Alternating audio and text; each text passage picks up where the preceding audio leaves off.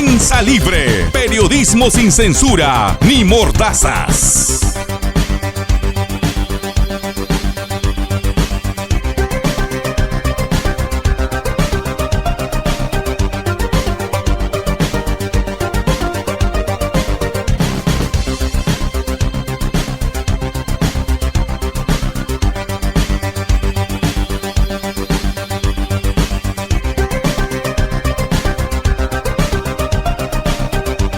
Prensa Libre. Periodismo sin censura ni mordazas.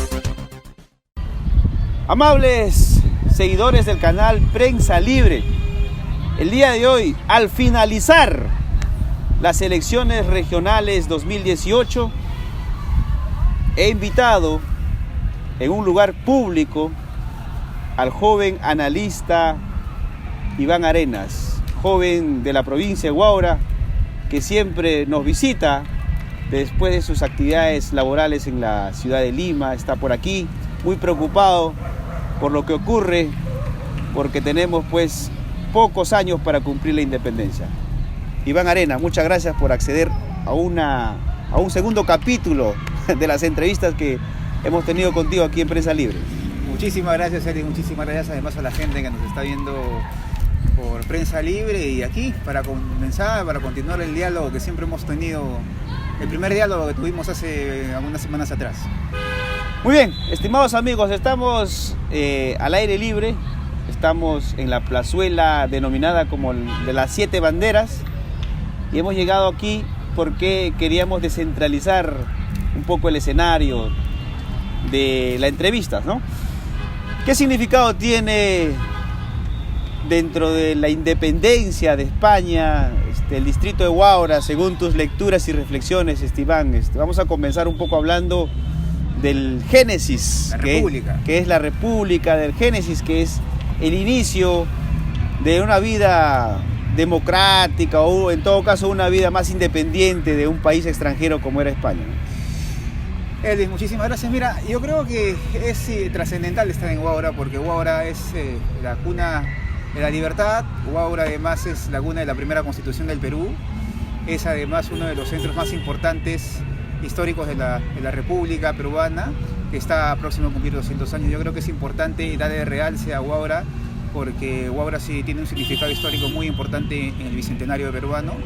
Yo creo que la República, evidentemente de ahora no es la República de hace 200 años, han habido muchos cambios, Huaura también es parte de ese cambio. Y yo creo que en los próximos años, mira, quien sea gobernador o quien sea alcalde va a toparse con esta gran celebración en los 200 años. Primero va a ser en Huaura, evidentemente, se va a cumplir 200 años antes en Huaura y después se va a cumplir en el Perú. Pero quien sea alcalde de Huaura, de la provincia y además quien sea gobernador regional se va a topar con un gran hecho histórico que es la celebración del bicentenario aquí en Huaura.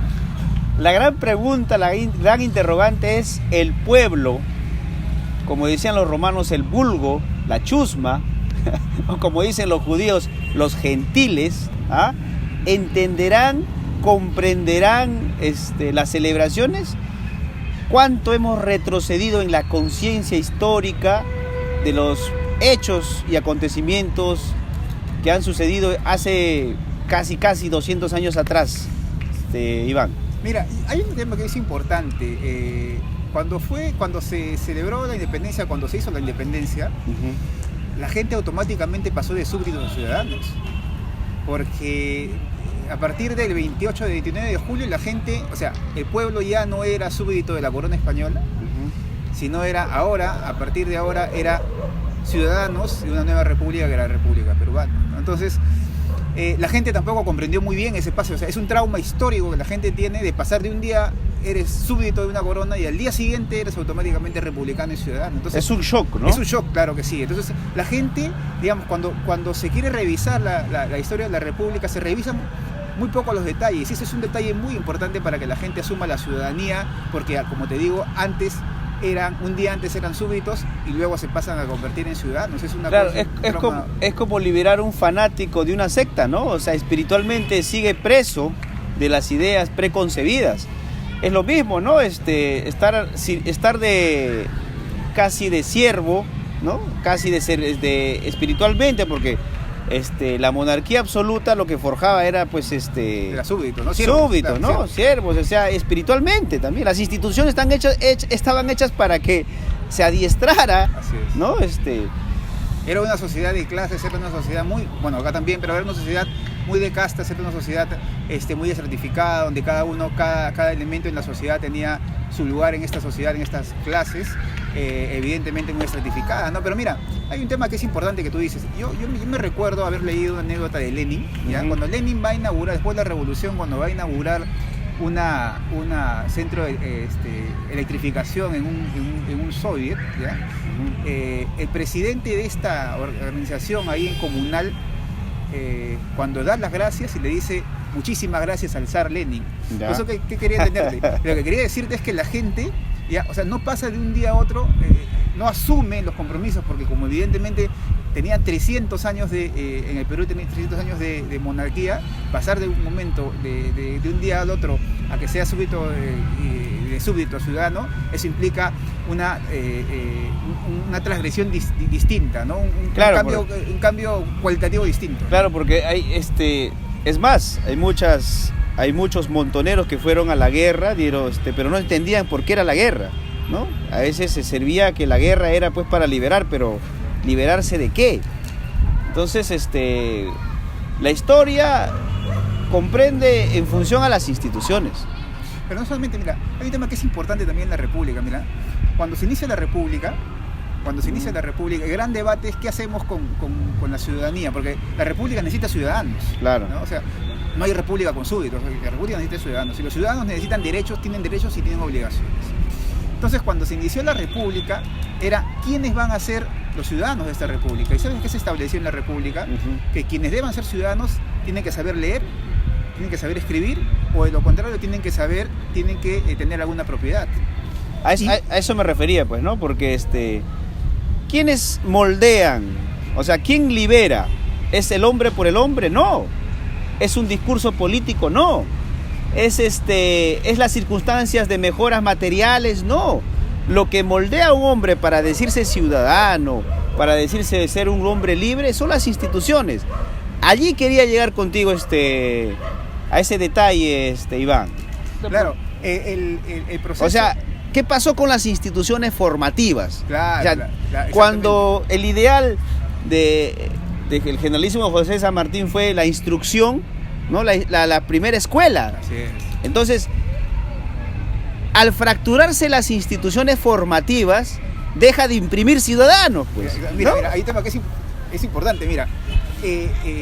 Cuando se compara las dos revoluciones, la revolución norteamericana y con la revolución americana, o sea, la revolución norteamericana que dieron los padres fundadores americanos, hay un tema que es importante, Elvis, mira, porque en la revolución norteamericana fueron campesinos propietarios quienes hicieron la revolución. Claro.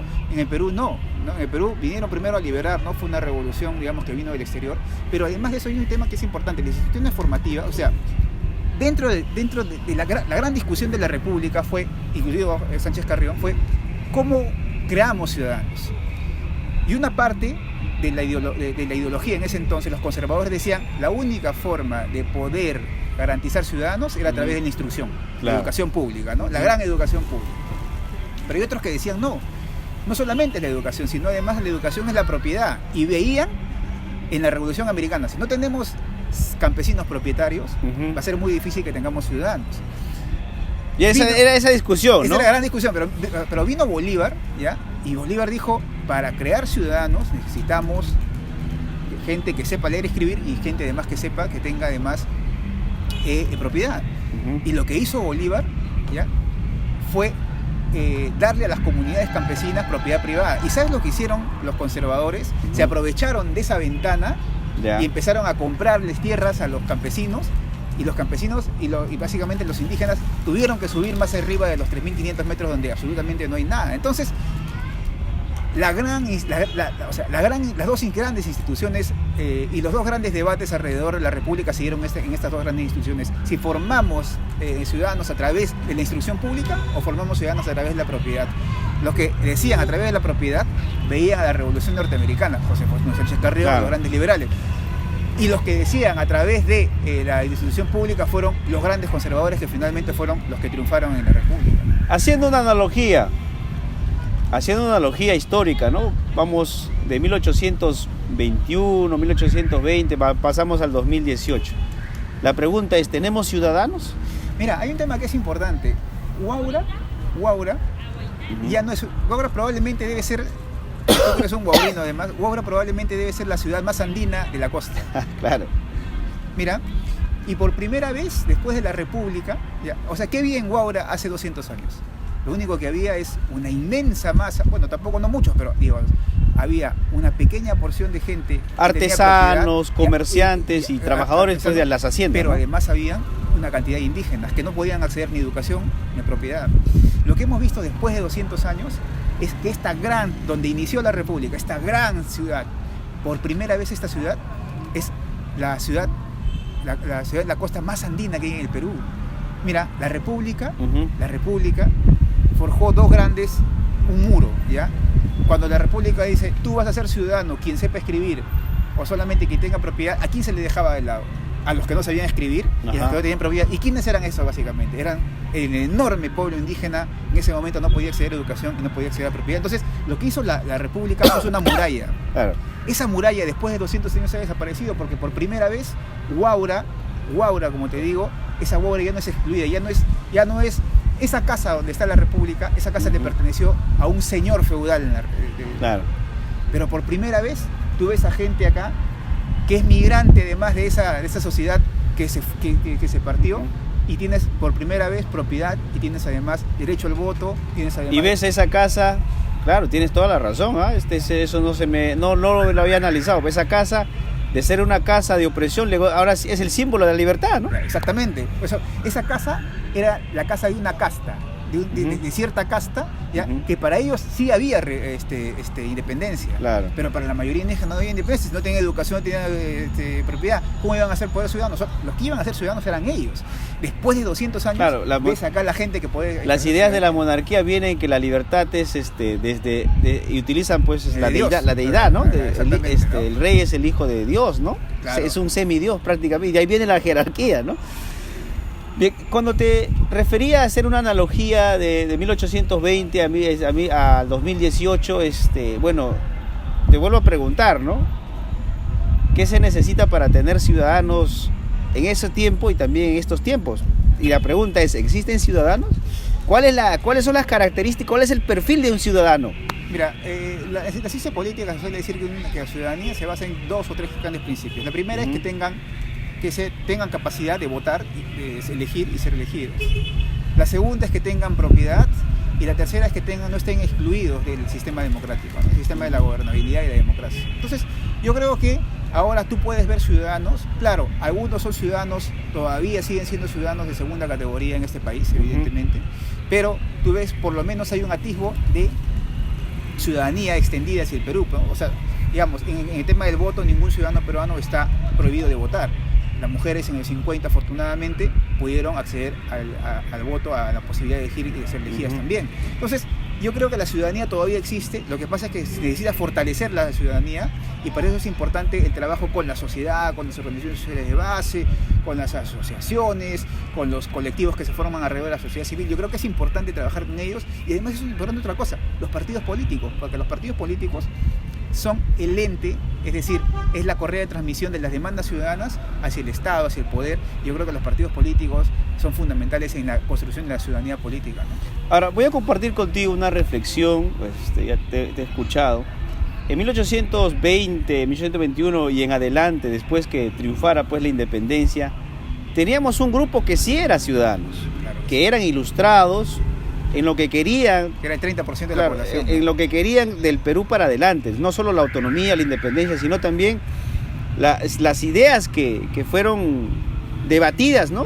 En lo que tú planteas, es más, ese 30% a lo que haces alusión, pensaba pues cómo iba a abrir las puertas para que la gran mayoría, que no eran ciudadanos, sino eran siervos, terminen siendo ciudadanos. Ahora, en el 2018, yo puedo hablar de lo mismo. Hay un grupo nada más que son ciudadanos, y la gran mayoría tiene una gran barrera debido a que la fractura de las instituciones han hecho que no se impriman ciudadanos.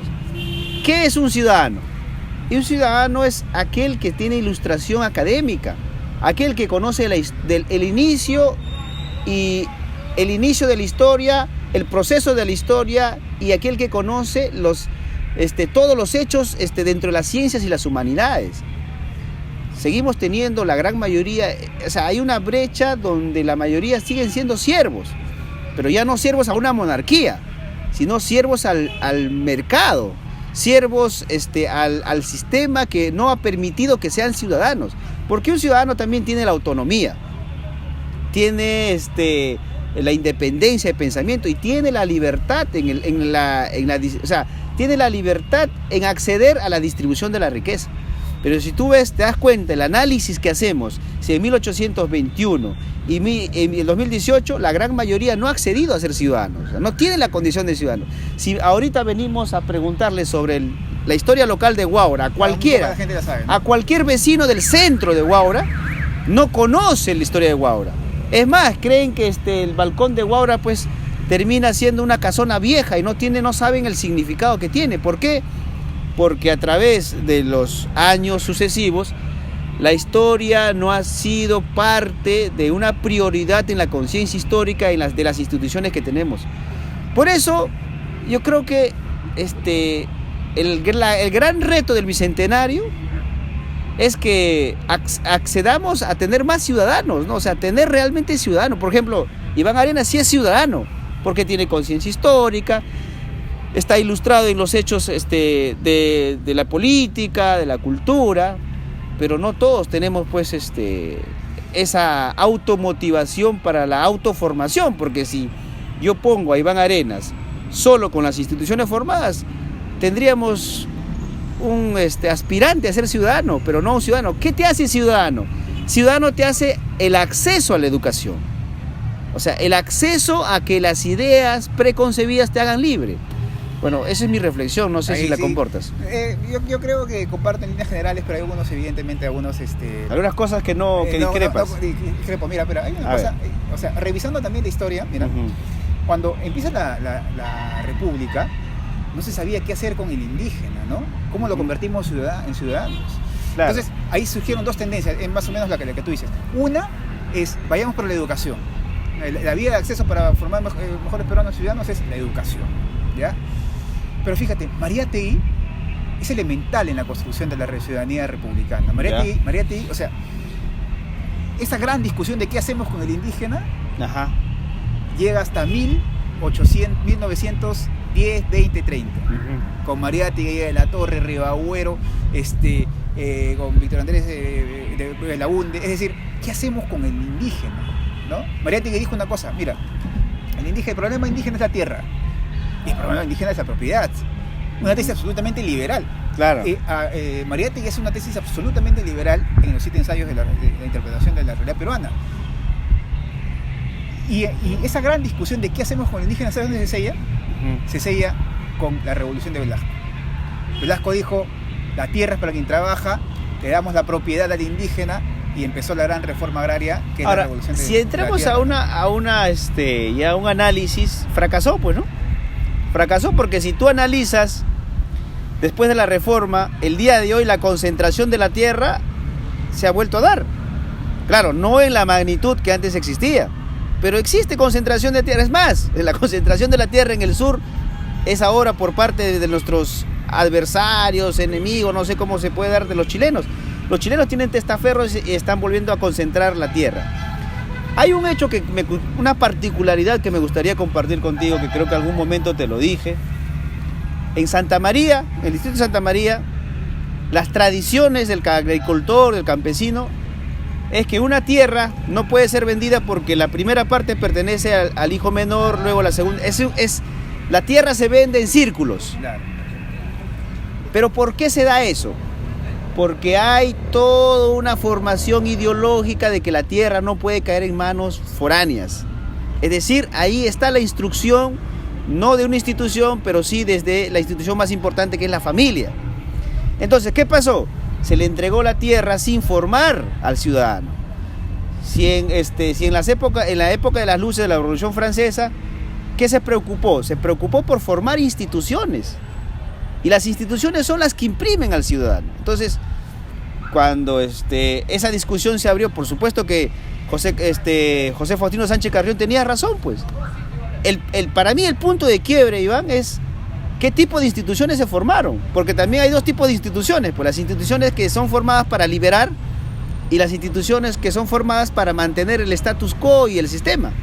O sea, en nuestro país no ha existido instituciones formativas de ciudadanos que ayuden a liberar al hombre. Lo que ha existido fue instituciones fracturadas que al final, el día de hoy, están en una informalidad de tal forma que ya los ciudadanos de estos tiempos no conocen absolutamente nada de la historia del Perú.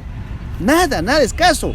Y eso lo han demostrado pues muchas veces, tú lo has visto también, me imagino, algunos programas nacionales donde muestran la fotografía de algunos personajes históricos y no conocen absolutamente nada. Eso, con ese resultado, esa brecha que existía en 1821, llegamos al 2021 con un grupo de personas mal imprimidas y pues como ciudadanos, o sea, destruidos espiritualmente en los conocimientos de ciencias, de historia, de filosofía y otras cosas.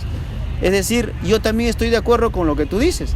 Tenemos ciudadanos de segunda categoría porque han fallado las instituciones del Estado, porque realmente las instituciones del Estado están destruidas, pero de tal forma que puedes tú encontrar un colegio de infraestructura moderna, pero encuentras una miseria en el formador que está obligado bajo una currícula tan rígida, tan inflexible, de que si tú no imprimes esos conocimientos, no es educación competitiva, ¿no? O sea, ahora que se habla de educación de competencia. Yo creo que es importante eso, mira, yo sí creo que el fracaso concreto de la educación peruana es el fracaso del Estado, ¿no? Evidentemente. Claro, las instituciones. Las instituciones del Estado han fracasado absolutamente en el tema educativo. Ahora, cuando haya, por ejemplo, es un gran intelectual peruano a quien lo vemos desde ese punto de vista, ¿no? Un intelectual, más allá de los análisis político-partidarios. Cuando crea las universidades libres, Universidad Popular de González Prada. Las universidades de González, ¿por qué tiene esa proyección? Te pregunto, ¿por qué rechaza las instituciones del Estado y por qué él en su ideario personal crea o proyecta esa creación de las universidades populares Manuel González Prada? ¿Y quién es Manuel González? ¿Por qué lo pone? O sea, como un generador de las ideas. Porque Manuel González Prada pues es un ser libre, es un ser que te ayuda a la reflexión. Como él empieza probablemente la modernidad. Exacto, el pensamiento libre empieza con Manuel González Prada. Ella lo toma muy bien como un símbolo de la libertad. Es como decir, ¿tú crees que yo pueda reconocer en las universidades César Vallejo de Acuña, que termina siendo pues un harapiento intelectual, una mendicidad absoluta en la intelectualidad peruana, pero que pone a César Vallejo al nombre tan comercial para imprimir también profesionales mediocres, ¿no? Entonces, yo no podría decir que ahí está el espíritu de creación de Vallejo, por ejemplo, porque Vallejo es un creador autónomo, ¿no? Es una fábrica más de redondos donde salen pollos intelectuales, ¿no? Pero mira, hay varias cosas que yo comparto y varias cosas evidentemente que no. Pero mira, yo creo que sí, la educación es importante, va a ser siempre importante en la construcción de la ciudadanía, es evidente, ¿no? Y cuando haya llama a la formación de estas organizaciones y formación de estas universidades, González Prada se da cuenta que en el ideal indoamericano de La Torre evidentemente tenía que ver la construcción de la ciudadanía a través de la educación. Pero como te digo, es importante, o sea, si cuando tú hablas de la República vas a hablar automáticamente de estas dos grandes visiones. ¿Cómo se construye la ciudadanía? Es la educación, que fundamentalmente yo creo que la educación es sí, pero es también la propiedad privada, ¿no? Entonces, Mariátegui hace un ensayo, como te decía, de la propiedad privada. Ahora, yo no me aventuraría que para mí la educación termina siendo simplemente un brazo, ¿no? Porque al final son las instituciones, o sea, no necesariamente solo un colegio de primaria, secundaria y universitaria es una institución también es un centro médico. Claro que sí, ¿no? Una institución también es la municipalidad. Claro que sí. Por ejemplo, En el tema deportivo, nada más para que la gente nos comprenda.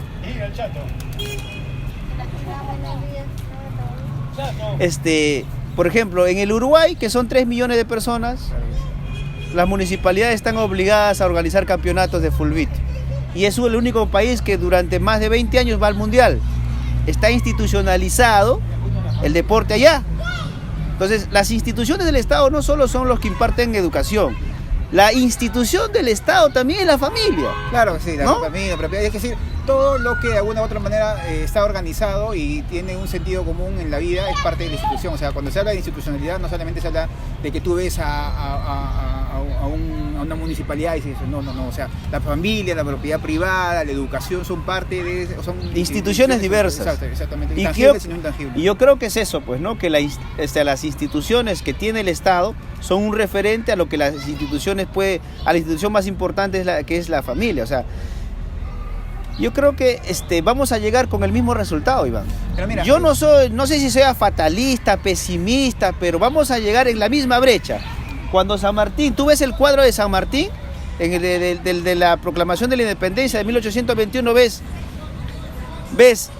a los criollos, a la clase media, criolla, a los militares, no ves el indígena, a los sacerdotes, y pareciese que San Martín habló para ellos. Así es, para ellos, no, habló para ellos. Habló para ellos porque abajo el pueblo... Sí, el pueblo no sabía lo que sucedía, o sea, claro. El pueblo es cambiar un amo por otro amo. Claro. O sea, no sabía lo que sucedía. O sea, y el pueblo no entendía, pues, porque parecía la Torre de Babel donde se confunden las lenguas. Así es. Y no lo entendía porque este proceso... Pero no solamente eso, mira. En este proceso no había ciudadanos. Las instituciones de la monarquía eran mucho más efectivas que las instituciones de la república.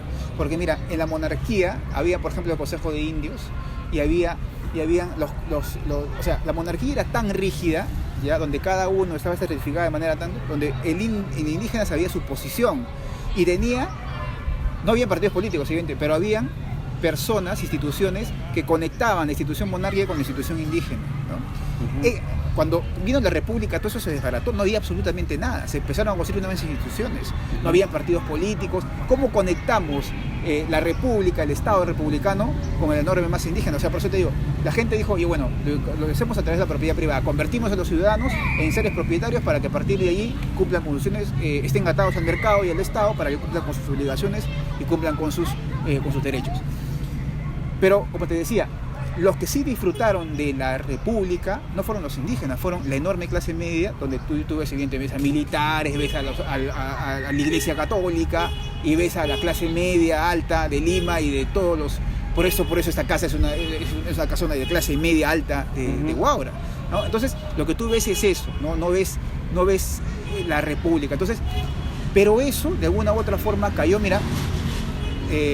González Prada, ¿por qué perdimos contra Chile? González Prada hace una aproximación muy importante. Dice, perdimos contra Chile porque no éramos una nación, porque la costa peruana era la costa criolla y al costado estaba otro Perú, que era el Perú andino.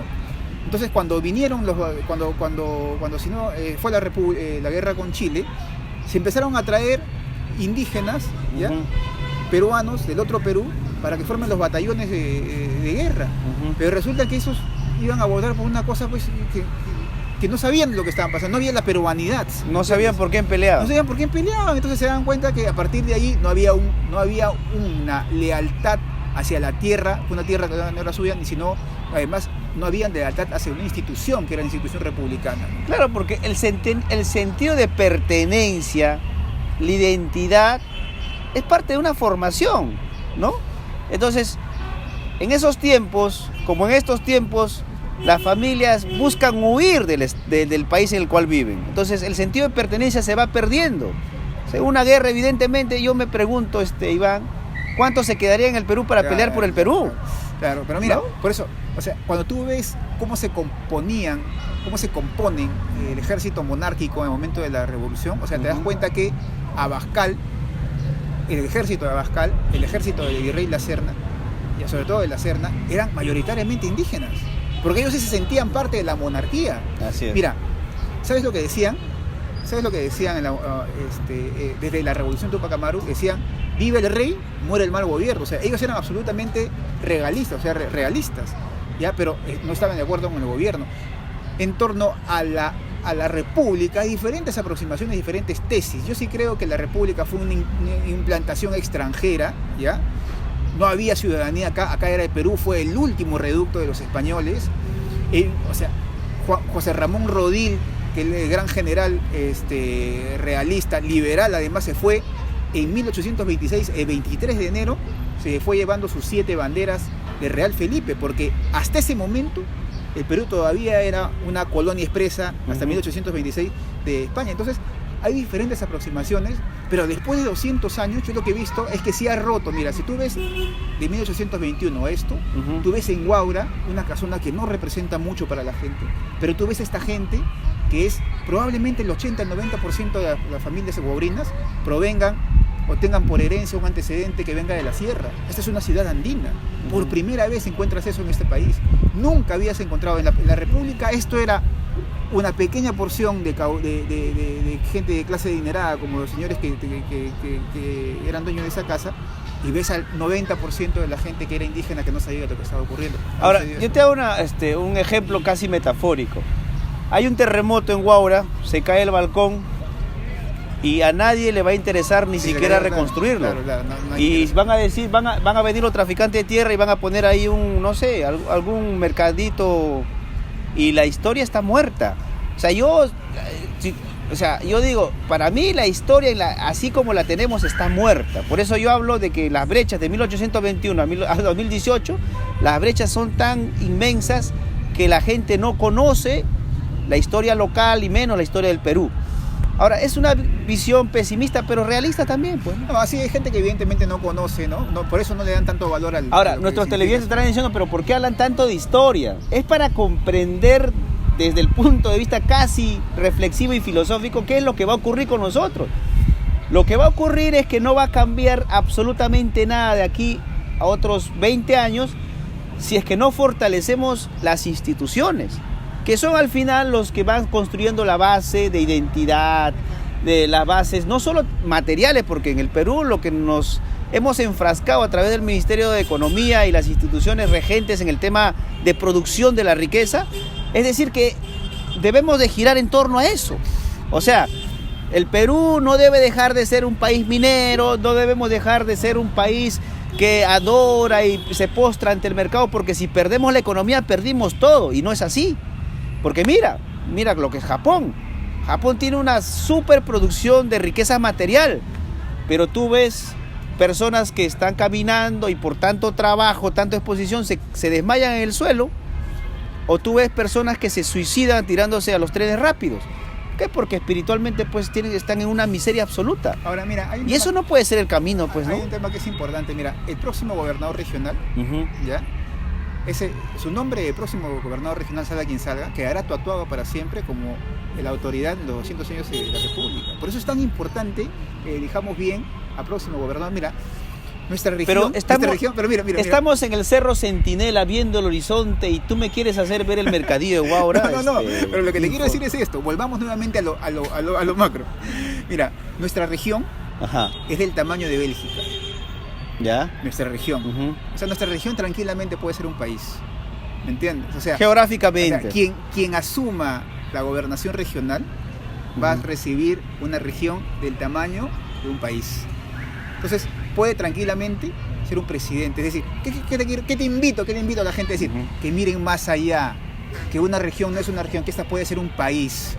Y que Huacho puede ser la capital o la sede de ese gran país. ¿Y qué hacemos con ese gran país?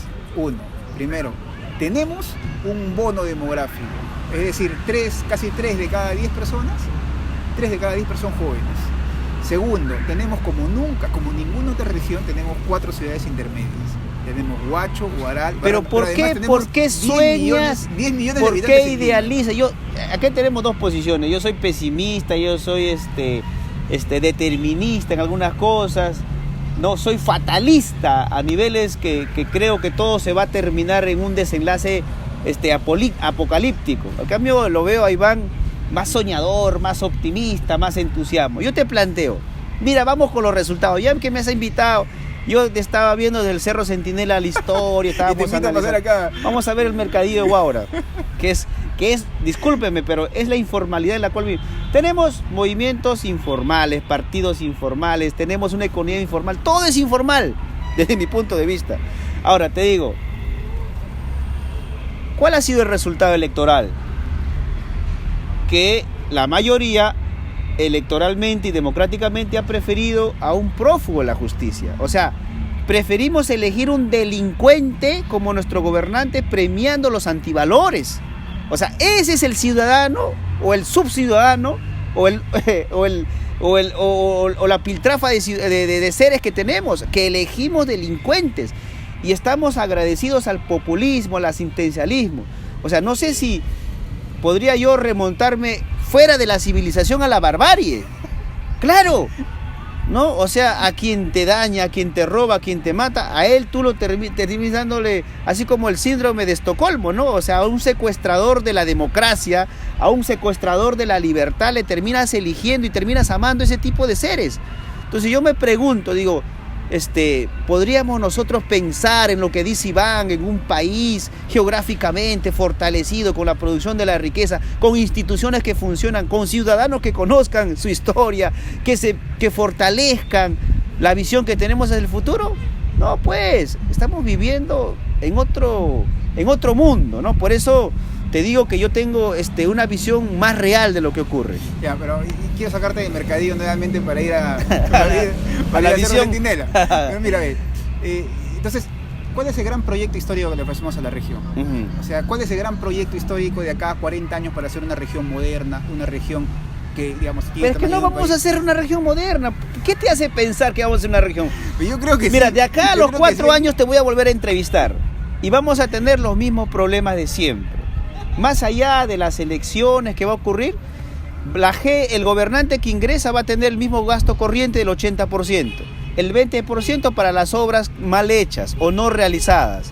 Y vamos a seguir viviendo postrados con mayores problemas, porque hace rato te decía, vamos a tener mayor estiaje, vamos a tener mayor sequía, vamos a tener mayor violencia. ¿Qué hacemos frente a esas cosas? Mira, yo no encuentro solución. Yo voto en Vegeta. Yo no encuentro solución alguna. Yo voto en Vegeta, mira. Pero has votado Mira, escúchame, yo voto en Vegeta, yo fui al Colegio Reina de la Paz. O sea, mi amigo Iván, estar viviendo en una ciudad cosmopolita como es Lima, estar viviendo en un lugar tan tal vez académico y acomodado por su trabajo, se viene a Vegeta. Entonces, ¿quién está en Vegeta? Jimmy Lee, mi amigo Jimmy Lee, que es un buen tipo, pero yo te pregunto, ¿por qué has vuelto a Vegeta, hermano? Porque me gusta, yo vivo más, me encanta meter en Vegeta, es parte de mi terruño, pero mira. Ahora Jimmy Lee me va a buscar la bronca, ¿qué has hablado? ¿Te das cuenta? De verdad, pero Vegeta termina siendo un pueblo olvidado, porque justamente nadie ha entendido lo que se necesita de Vegeta. Mira, justo quiero hablar de Vegeta, porque quiero llevarte nuevamente a Centinela. Ajá, a ver. Mira, Vegeta tiene... Sigue soñando Tiene 2 colegios, mira, 2 colegios, Vegeta nomás, ¿ya? Tiene Melchor Aponte y tiene Reina de la Paz. Yo voto en Reina de la Paz. Yo lo que he visto es una gran infraestructura en Reina, como cualquier otro colegio nacional que tiene una buena infraestructura. Entonces, ¿qué falta? Voy a Melchor Aponte para ver cómo está el tema y veo también que tiene una infraestructura, digamos, no en ruinas, pero tiene una infraestructura, digamos, donde se puede estudiar. Pero el problema no es la infraestructura, el problema es el contenido. Exactamente. ¿Qué hace falta para que el alcalde que haya sido elegido inicie una gran revolución educativa sabiendo que tenemos infraestructura en Vegeta? Mira, yo vivo al frente, mis padres viven al frente de un colegio en Mazo. Ese colegio debe tener por lo menos para 200, 300 alumnos. ¿Sabes cuántos estudian ahí? 30 alumnos. ¿Sí? Tienen de todo. Tiene una infraestructura absolutamente apta para captar. Y sin embargo, los alumnos se van a estudiar a Paulet o se van a estudiar al Cham. Los alumnos de Mazo. ¿Qué hacemos para, desde las alcaldías, asumir el protagonismo y decir, vamos a hacer una gran revolución educativa donde de acá a 5 o 6 años pongamos a 20 o 30 alumnos estudiando en Harvard, estudiando en California, estudiando en la UCLA, estudiando en Europa? ¿Por qué no lo hacemos? Es decir, tenemos las posibilidades para poder hacerlo. ¿Por qué no pensamos desde lo micro? ¿Ya? ¿Por qué no pensamos desde ahí para darle a la gente acceso a la ciudadanía mayor, a que sean ciudadanos no solamente del distrito, de la provincia, sino ciudadanos del mundo? Te invito a una pregunta, Iván. ¿Qué piensas tú de los colegios emblemáticos? ¿Crees que es una salida a la mediocridad académica que tenemos? Es decir, de escoger a lo mejor que tenemos para proyectar como recurso humano que pueda modernizar el Estado, modernizar los sectores productivos. Mira, esos colegios son mucho mejores que el colegio de Marja, que el colegio de Alpamayo, que esos colegios, ¿ya? Ahí está estudiando toda la élite peruana, pero necesitamos que eso se vuelva no solamente en 2 o 3 lugares, necesitamos que la educación peruana se vuelva una revolución, revolucionar la educación peruana, y eso tenemos que hacerlo desde los distritos. Por eso yo veía al colegio donde fui a votar y dije, ¿por qué no hacemos un gran consenso entre todas las autoridades? Es que no podemos, no puedes pensar, Iván, en el mundo. Iván, no puedes pensar que la educación bancaria, la educación para oprimir, pueda liberar. Yo pienso, por ejemplo, a mí dice, ¿por qué no dictas como docente? ¿Para qué te formaste? ¿Por qué? Porque yo no quiero hacer el engranaje de una educación opresora. Yo dentro de mis principios, mi formación, yo por ejemplo creo en Paulo Freire. Paulo Freire empieza a hablar de la educación liberadora, es la única que, al igual que al igual que Haya de la Torre no se sale del parámetro del Estado para decir, oiga, busquemos hombres libres. Y la única forma de volver es fundemos instituciones libres. Ahora, si nosotros hablamos del país, que a veces siempre saco mi tesis, ¿no? Yo digo, no va a cambiar nada en la región, no va a cambiar nada en los municipios provinciales ni distritales porque no tenemos una gallinita de los huevos de oro. O sea, ¿cuál es el recurso que tiene la municipalidad? Lo mismo que le han entregado a los anteriores.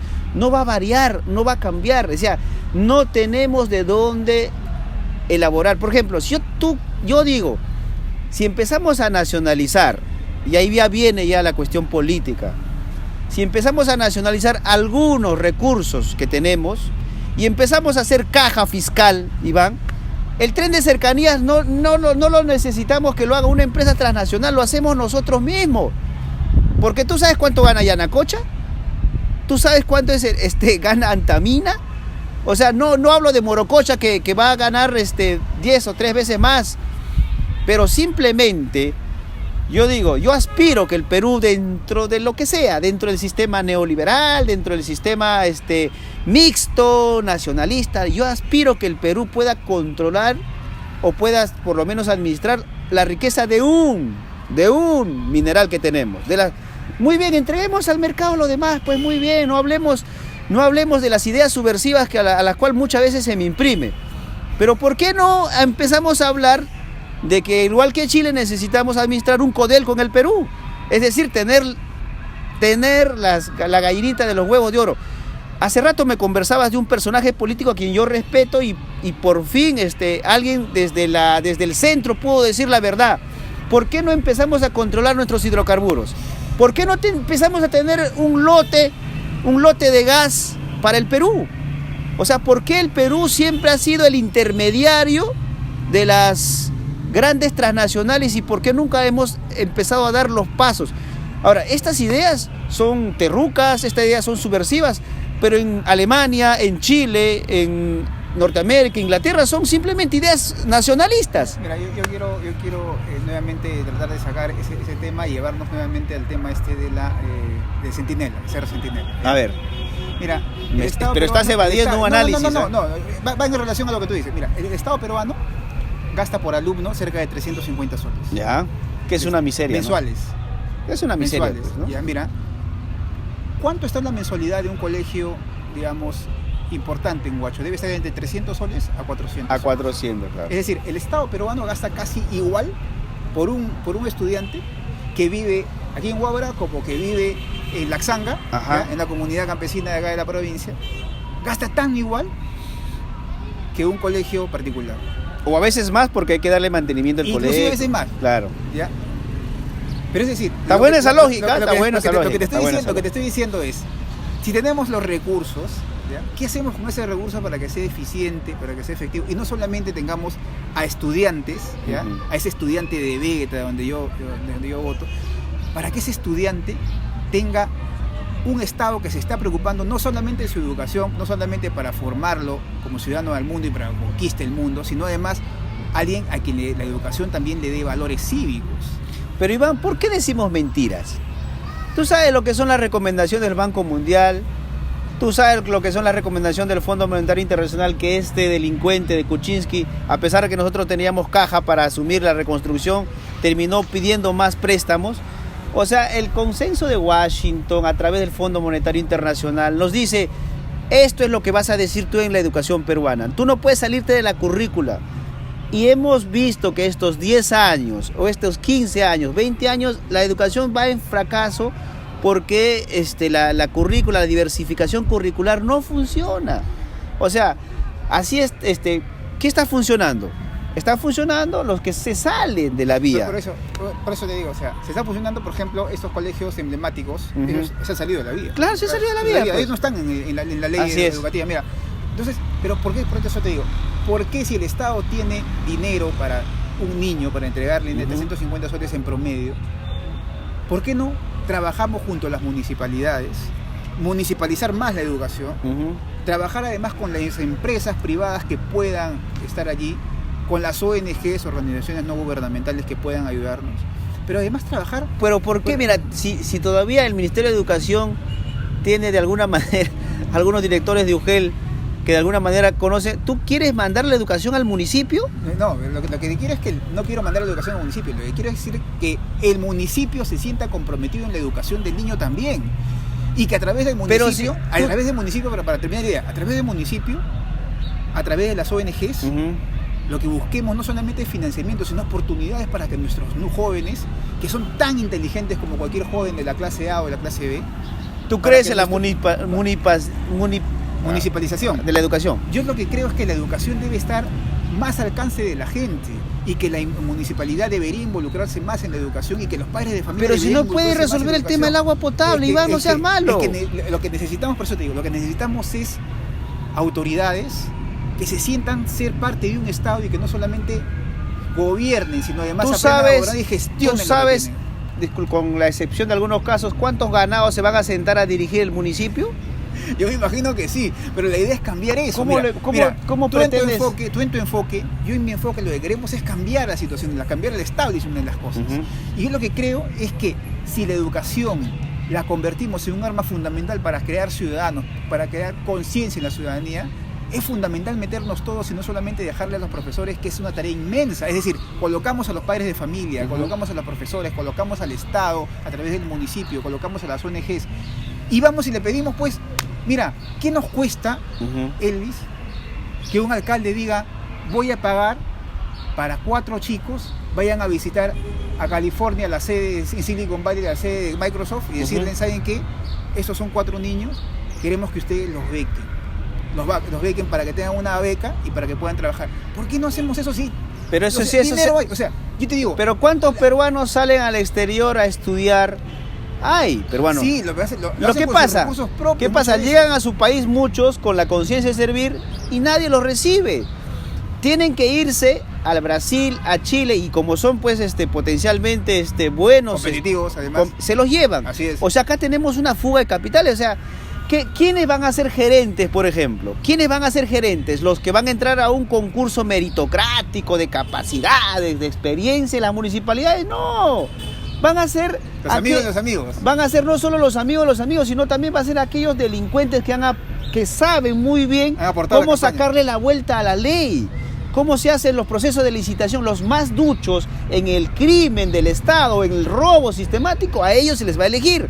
O sea, para mí los gerentes terminan siendo pues operadores de bandas delincuenciales. Muchas veces. Por eso te digo, lo que tenemos que cambiar es el establishment. El Estado está lleno de gente que es incompetente y lo que tenemos que es volver a redirigir a un Estado que sea eficiente, pero además que sea efectivo, pero además que le dé a la gente valores cívicos y ciudadanos para que podamos convertir a gente que en estos momentos no conocen la historia de la República, que no conocen la historia de Huaura, para que podamos convertir en gente que pueda transformar primero sus vidas y luego la vida de las familias y luego la vida de la comunidad.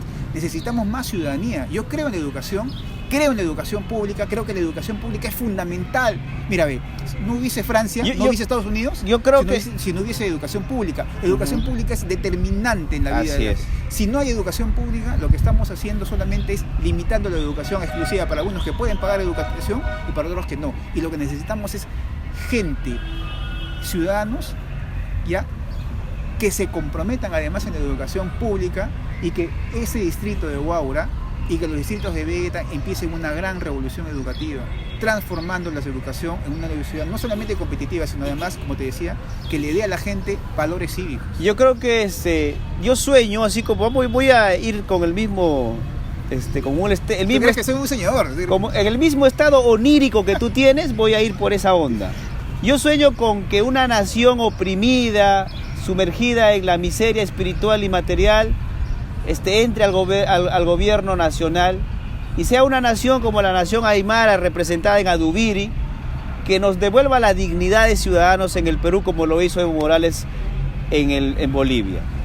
Y que a partir de la generación de la riqueza, es decir, que en algún momento tengamos el control y la producción y la distribución y la venta de algún mineral o algún hidrocarburo que escasamente nos quede, podamos reconstruir lo más importante que es la institución familiar. Cuando hay una distribución horizontal de la riqueza, la familia podría permanecer más en el lugar donde se dice ser feliz y pueda educar mejor a sus hijos. Cuando hay riqueza material, podemos tener las herramientas para que las instituciones, dígase municipalidad, dígase instituciones formativas con los colegios, puedan establecer también una meta, como dicen los hombres que están en la gestión pública, resultados, ¿no? En la municipalidad se habla presupuesto por resultado, ¿no? En las instituciones se hablan los resultados a través de la calificación.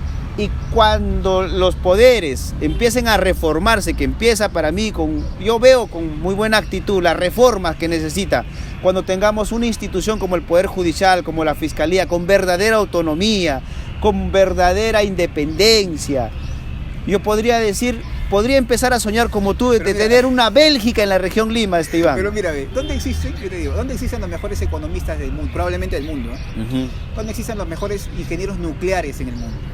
¿Dónde existen los mejores profesores del mundo? ¿Dónde existen los mejores médicos en el mundo? ¿Sabes dónde existen? Probablemente. Yo creo que ¿Sabes dónde? Yo te puedo decir, en Cuba. ¿Y sabes qué están haciendo? Están taxiando. Lo que te digo es que la educación es fundamental, pero si la educación no es proyectada en el ámbito productivo, van a quedarse como taxistas. ¿Entiendes? Entonces, no solamente, es decir, primero tenemos que tener la educación como eje fundamental de la gran revolución y la reconstrucción de la ciudadanía en el Perú. Pero luego de eso, tenemos que, y yo soy absolutamente marxista como tú, tenemos que liberar las fuerzas productivas. ¿Y quiénes van a ser quienes liberen las fuerzas productivas? Tienen que ser evidentemente una clase dirigente, pero una clase dirigente estudiada. Es decir, ¿Por qué ha ganado Adubiri, mi estimado Iván? ¿Por qué crees que Adubiri, desde la clandestinidad, es la otra imagen, ¿no? Adubiri se levanta contra el gobierno de Alan por protestar, ha sido condenado, está en la clandestinidad. En Puno se han hecho campañas millonarias varios partidos, incluyendo Alianza para el Progreso y otros partidos, pero la nación aymara, al prófugo que no ha invertido, él sí no ha invertido un sol. Un prófugo termina diciéndole, bueno, pues tú nos representas, tú tienes legitimidad con nosotros y tú eres nuestro gobernante. Lo mismo que algún momento hicieron con Santos, Gregorio Santos, de elegirlo desde la prisión.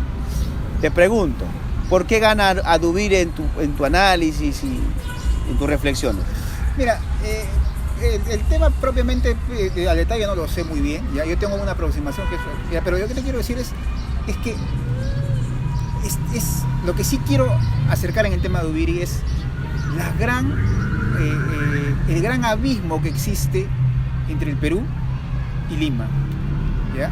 Claro, o sea, la postergación y la marginación que tenemos con las clases. Lima, o sea, el éxito de Muñoz, ya, la agenda de Lima es la agenda del Perú es el éxito de Muñoz. Pero la agenda del Perú verdadero, el verdadero Perú, es que Adubiri haya ganado en Puno. Es que en Junín haya vuelto a ganar nuevamente Cerrón. Es que en Moquegua haya ganado Zenón, no me acuerdo su apellido. esa es la verdadera agenda. Ahora, esa es la verdadera agenda, pero esa es la agenda del otro país que no se ve. Ahora, a mí me da mucho gusto que Muñoz haya ganado, porque es un tipo versado, es un político formado, no es el tipo, no es el demagogo, no es el populista, no es el cirquero de siempre que entra pues a administrar una municipalidad sin saber cómo hacerlo. Hemos tenido a un Castañeda Alosio que decía que un puente se desploma, no se desploma o se cae. No se cae. Entonces, hemos tenido un hombre que no entendía realmente y que llegó creo que a su techo, ¿no? O sea, de ser un buen administrador de la ciudad, ya no daba más y quiso poner a su hijo como una sucesión casi monárquica. Para mí Muñoz representa el político de centro que antes, hace mucho tiempo yo no escuchaba. Mira, por eso te digo, a margen de las interpretaciones,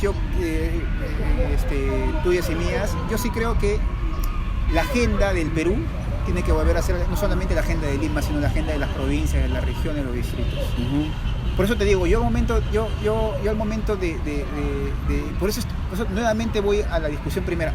Es tan importante para nosotros poder elegir al gobernador regional, porque este gobernador regional va a tener en 4 años, va a tener en sus manos el destino de una región que tranquilamente puede ser un país.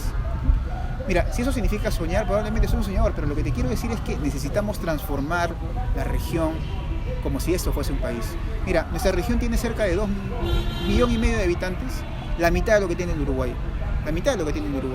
Nuestra región tiene costa, tiene sierra, tiene minería, tiene agricultura, tiene pesca, tiene turismo, tiene comercio.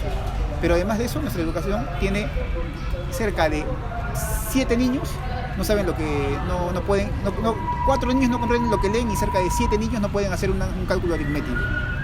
De niños de segundo grado. Es decir, tenemos una gran brecha en la política, en el espacio público, que necesitamos de una u otra manera hacer una reforma, una gran revolución propia en esa parte de la región. Por eso es importante que cualquiera de los candidatos que estén en disputa ahora nos presenten un gran proyecto de qué queremos hacer en esta región de acá a los próximos 30 o 40 años. Yo creo esa debe ser la agenda que es importante y que debe discutirse. Mira, para el Bicentenario. Exactamente, la gran agenda del Bicentenario. Ahora, yo no sé quién ganará la segunda vuelta, pero yo personalmente como ciudadano voy a apoyar a Ricardo Chavarría, que me parece que es la persona más honesta en comparación a su adversario.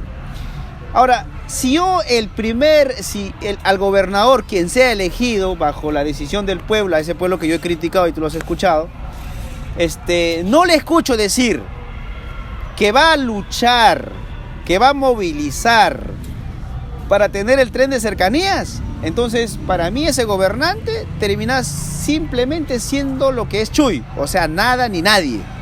Si yo no le escucho hablar a Eddie Jara en la provincia de Huaura, al profesor Eddie Jara, que ya no es profesor, que ya es el político, profesor que está en aula, ¿no?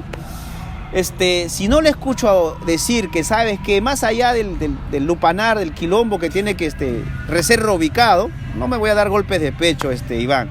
Existen los prostíbulos a nivel de todo el mundo. Partes, además pero hay que reubicarlo, pues no puedes tener el corazón. Me parece que le han hecho un favor ahí al lado de la casa de Chuy, le han puesto el chongo ese que se llama el quilombo, disculpando la palabra. Pero más allá del chongo y el quilombo, si yo no le escucho hablar a Eddie Jara sobre el tema Kimpac, porque no podemos estar condenados a 99 años de una empresa que no paga arbitrios básicos que se paga en cualquier parte del mundo, entonces pues yo no voy a pensar de que Eddie Jara va a ser un buen gobierno, ¿no? O sea, debemos, desde mi punto de vista, llegar al Bicentenario, Iván, teniendo los recursos de donde los cuales nosotros podemos pelear las obras y donde podemos mejorar las instituciones. Pero no solamente, mira, hay un tema que es importante y poco se dice. Mira, nosotros tenemos una bahía hermosísima, la bahía de Huacho, que está sumamente contaminada. Pero con el tren de cercanías, pues, que se va a lograr, todo eso va a ser una explosión demográfica. Pero mira. Si no hay tren de cercanía, no hay paraíso, hermano. Esa bahía de Huacho está contaminada fundamentalmente por las plantas que allí están, que botan el sanguazo. Mira, lo que nosotros necesitamos es regular eso de una forma armoniosa con la empresa privada. Saber si ¿Tú crees que a la empresa privada le interesa? Saber si tiene estudio de impacto ambiental, ¿ya? Porque ejemplo en Europa, ¿ya? En España, es una ciudad, es un país además orientado al turismo. En España, en Italia, en España conviven empresas privadas que se dedican a la industria al costado de playas. ¿Por qué? Porque los procesos tecnológicos para el cuidado del medio ambiente son tan altos, estándares tan altos, que es imposible que contaminen el mar. Lo que te quiero decir es esto. Lo que te quiero decir es que Eddie Jara debe entender que la ciudad es para los ciudadanos y que la ciudad no es para quien quiere invertir. Está bien, puede dar trabajo, puede dar empleo, pero que sea primero socialmente responsable y ambientalmente responsable. Yo creo que es fundamental rescatar la bahía de Huacho para los ciudadanos, rescatar como un espacio público, rescatar el tema nuevamente de lo que se ha perdido, que es el tren de cercanías. Es un tren de cercanías que por historia además nos pertenece. Hemos tenido un tren de cercanías que se hizo en 1811 además, que ese tren de cercanías fue un dolor para los huachanos. ¿Sabes por qué? Porque ese tren de cercanías inicialmente era hacia Lima, pero se quedó solamente en Ancón. Inicialmente era hasta Barranca, se quedó solamente en Huacho. Iván, que le costó sangre a la gente, así le costó lágrimas a la gente, y yo creo que ese tren que nosotros lo conocemos tiene algunas estaciones. Sí, todavía uno que está por acá cerca del puente, que la gente que piensa que es una casona vieja. Eso es justamente lo que la gente migrante no lo conoce porque no hay historia local que se difunda. A ver, tengo 34 años. A los 80 espero seguir sentándome contigo, pero ya entrevistarte en el tren de cercanías.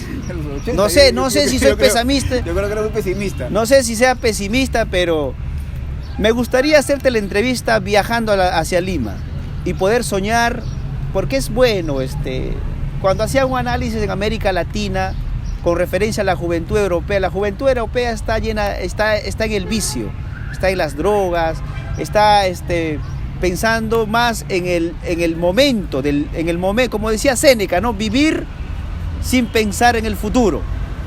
En América Latina, los jóvenes pensamos en tener agua potable, los jóvenes pensamos en tener pistas y veredas.